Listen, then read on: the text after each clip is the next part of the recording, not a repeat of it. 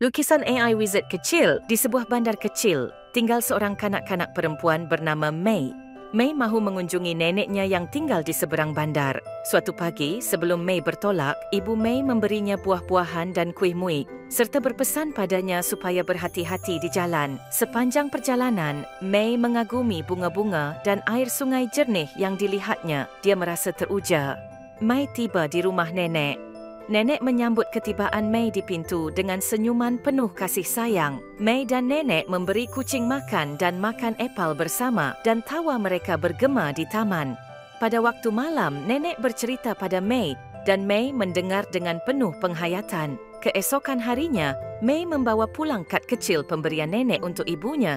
Dia memberitahu nenek yang dia akan ziarah lagi nanti. Kunjungan May sederhana tetapi manis dan dia tahu kasih sayang nenek akan sentiasa menemaninya. Setelah meninggalkan rumah neneknya, May memulakan pengembaraan baru. Ketika May melalui rimbunan pokok, seekor rubah kecil keluar dari semak. May terkejut kerana rubah itu boleh bercakap. Rubah itu berkata, "Hai May, saya tersesat. Boleh awak bantu bawa saya pulang?" May bersetuju. Dia menentukan arah dengan kompas dan kedudukan matahari dan memimpin rubah itu melalui hutan. Akhirnya mereka menemui rumah rubah itu, sebuah gua selesa dengan sekelompok bunga cantik di depannya. Rubah itu pandang May dan berkata, "Terima kasih May, awaklah kawan baik saya." May senyum dan mengucapkan selamat tinggal, lantas meneruskan pengembaraannya. Kisah ringkas dan menyentuh hati ini menceritakan bagaimana May membantu seekor rubah kecil yang tersesat dan belajar tentang kebaikan serta keberanian. Perjalanan diteruskan. May melalui hutan dan sungai. Dia tiba di padang rumput terbuka dan berehat di situ. Seekor rama-rama berwarna-warni dengan sayap bersinar mendarat di jari May. Rama-rama itu berkata, "Hai, pengembara berani, saya penjaga padang rumput ini. Mata air kami telah kering dan semua makhluk bimbang. Boleh awak bantu kami cari punca mata air ini?" May bersetuju untuk membantu. Dia mengikuti rama-rama itu ke sebuah bukit kecil. Dengan segala kekuatannya, May menolak sebuah batu besar, lantas memberi laluan untuk anak sungai mengalir semula ke mata air. May berkata, "Lihat, air kembali mengalir. Padang rumput hidup semula." Rama-rama dan makhluk lain berterima kasih pada May. Rama-rama berkata, "Terima kasih May, awaklah wira kami." May senyum dan mengucapkan selamat tinggal. Perjalanannya masih panjang. Cerita ini, meskipun pendek, menggambarkan bagaimana kebijaksanaan dan keberanian May telah membantu menghidupkan semula padang rumput yang telah kering. May tiba di sebuah kolam di mana bunga teratai mekar. Pepatung terbang di atas air dan matahari menyinari segalanya. May duduk di tepi kolam, menikmati pemandangan. Seekor katak melompat ke arah May dan memandangnya dengan rasa ingin tahu. Katak berkata, "Air kolam ni kotor. Ikan dan tumbuh-tumbuhan resah. Boleh awak cari puncanya?" May bersetuju untuk membantu. Dia memeriksa kolam dengan teliti dan mendapati terdapat sampah dan rumpai yang menyekat aliran air dan menjadikannya kotor. May mula membersihkan kolam. Dia mengutip sampah dan mencabut rumpai, membolehkan air mengalir dengan bersih semula. Berkat usaha May, air kolam jernih kembali. Ikan berenang dengan gembira dan bunga teratai terlihat lebih ceria. Katak berkata, "Terima kasih May, awak dah selamatkan kolam ni." May senyum dan mengucapkan selamat tinggal kepada si katak, lantas meneruskan pengembaraannya. Dia tahu membantu mereka yang memerlukan mematangkan dirinya dan menjadikan pengembaraannya lebih bermakna. Semasa mengembara di hutan, May terdengar kicauan halus. Dia menjejaki bunyi itu dan menemui seekor burung yang cedera dengan sebelah sayap terkulai, lantas tidak mampu terbang.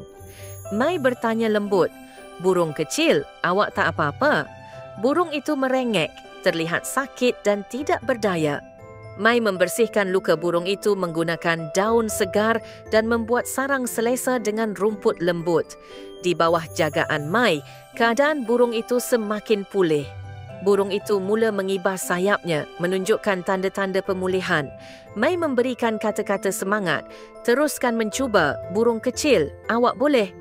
Beberapa hari kemudian, burung itu akhirnya boleh berdiri dan mengibas sayapnya. Mei bersorak, merasa tersentuh melihat burung itu kembali menyertai kawanannya. Ketika terbang, burung itu pandang Mei dan berkata, "Mei, terima kasih. Saya akan sentiasa ingat awak."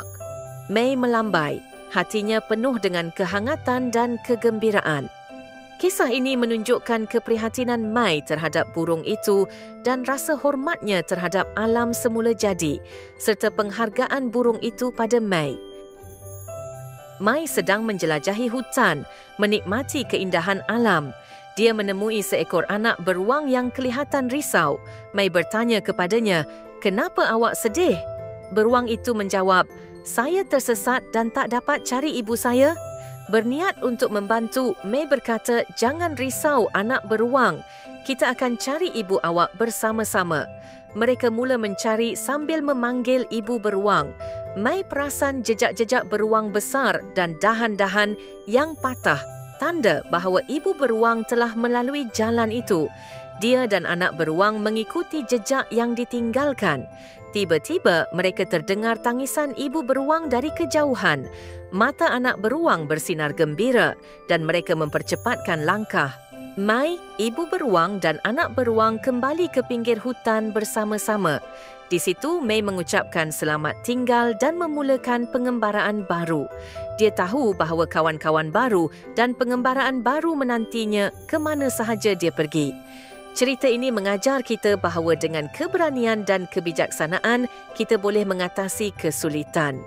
Ia juga mengingatkan kita untuk menghargai dan menghormati setiap hidupan kerana setiap satu mempunyai nilai dan kepentingan yang unik. Suatu petang ketika berjalan di tepi sungai, Mei terlihat seekor kura-kura bergerak perlahan, cuba menyeberangi air yang mengalir deras. Mei bertanya, "Encik kura-kura, adakah awak perlukan bantuan?" Kura-kura itu angguk. Berniat untuk membantu, Mei menggunakan daun besar dan ranting untuk membuat rakit. Dia membuat jambatan kecil dengan tangkai pokok menjalar untuk membantu kura-kura menyeberangi sungai dengan selamat. Kura-kura itu senyum berterima kasih pada Mei. Semasa membantu kura-kura, Mei menemui padang bunga yang cantik di seberang sungai. Apabila matahari mula terbenam, Mei tahu dia perlu pulang. Kura-kura berterima kasih kepada Mei dan Mei berjanji akan datang melawat kawan barunya. Kisah ini adalah satu pengembaraan indah yang mendorong kanak-kanak untuk meneroka dan menghargai alam semula jadi dan persahabatan. Semasa ekspedisi hutan, Mei terdengar nafas turun naik. Dia menjejaki bunyi itu dan menemui seekor rusa dengan kakinya terperangkap. Dengan lembut, Mei bertanya, "Apa yang berlaku, wahai sang rusa?" Mata rusa dipenuhi kesakitan dan rayuan. Dengan tekad, Mei berkata, "Jangan risau, saya akan tolong awak." Dia meneliti perangkap itu. Dia menjumpai sebatang ranting yang kukuh dan menggunakannya untuk membuka perangkap, lalu membebaskan si rusa. Apabila malam tiba, Mei memutuskan untuk menjaga rusa itu.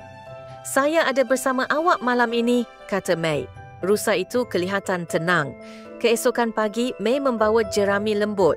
"Makan ini supaya awak kembali bertenaga," katanya. Rusa itu makan. Kini ia segar dan mampu berdiri. Sebelum pergi, rusa itu mengangguk tanda terima kasih. Mei dengan lembut berkata, "Pulanglah ke tempat awak." Rusa itu berjalan ke dalam hutan, sesekali menoleh ke arah Mei. Mei melambai, hatinya penuh dengan harapan. Kisah ini menunjukkan sifat belas kasihan dan keberanian Mei, mengingatkan kita untuk mengasihi haiwan dan menghormati kehidupan. Mentari menembusi celah-celah daun, menampakkan corak bertompok di atas jalan berliku. Mei merasa teruja dengan persekitaran di sekelilingnya. Tiba-tiba, Mei perasan seekor tupai yang aktif melompat di atas pokok oak tua. Gerakannya pantas dan tepat. Mei duduk berhati-hati agar tidak mengganggu haiwan kecil itu. Dia memerhatikan tupai itu mengumpul biji ek, mengupas kulit keras menggunakan gigi tajamnya dan menikmati makanannya. Seiring dengan waktu, tupai itu seakan merasakan bahawa Mei tidak berniat jahat. Ia bergerak di sekitar Mei, malah mendekatinya dengan berani. dan memerhatikannya dengan pandangan ingin tahu. May mengeluarkan beberapa kacang dari beg galasnya dan meletakkannya di atas tanah. Tupai itu mendekati dengan berhati-hati dan akhirnya menerima buah tangan May. Melalui interaksinya dengan tupai, May sedar bahawa tupai memainkan peranan penting dalam rantaian makanan hutan dan merupakan kunci dalam penyebaran benih, lantas menyumbang kepada kesejahteraan alam semula jadi. Menghabiskan petangnya di hutan, menyedari bahawa sudah tiba masanya untuk dia pulang. Walau bagaimanapun, jalan pulang nampaknya telah berubah. May perasan sebuah sungai kecil yang belum pernah dilihatnya sebelum ini dan melangkah di atas batu-batu dengan berhati-hati untuk menyeberanginya. Setelah menyeberang, dia melihat kampung yang amat dikenalinya dan segera menemui jalan pulang. Apabila May tiba di rumah, ibunya menunggu di pintu dengan senyuman lebar. May dengan teruja memberitahu ibunya tentang bagaimana dia menyeberangi sungai dan menemui jalan pulang. Ibunya gembira dan berkata, "May, kamu seorang anak yang berani." May menyerahkan sampul surat dari neneknya kepada ibunya. Selepas itu, dia mandi dan bersiap untuk tidur. Sewaktu berbaring di katil, May mengenang pengembaraannya dan berasa sangat bahagia. Dia menyedari bahawa tidak kira ke mana dia pergi, rumah sentiasa menjadi tempat yang paling hangat dan selamat. Pengembaraannya mengajarnya bahawa tidak kira betapa luasnya dunia di luar sana, rumahlah pelabuhan yang paling selesa. Ikuti lukisan AI Wizard kecil untuk lebih banyak kisah menarik.